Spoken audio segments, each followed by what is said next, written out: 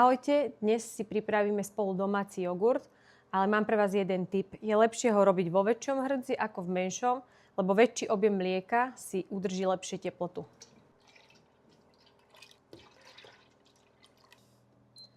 Mlieko zahrejeme na 72 stupňov.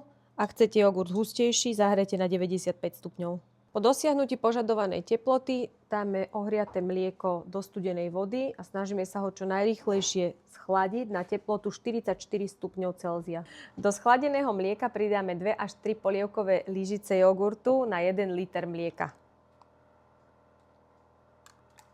Jogurt s mliekom jemne premiešame a odložíme do tepla, najlepšie pod kožušinu alebo dečku.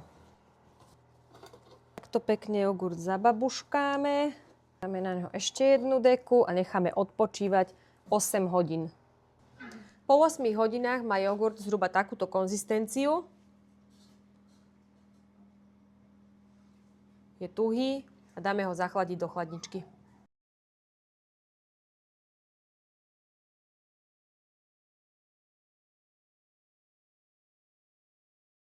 Pokiaľ sa vám váš jogurt nevydaril, nezúfajte.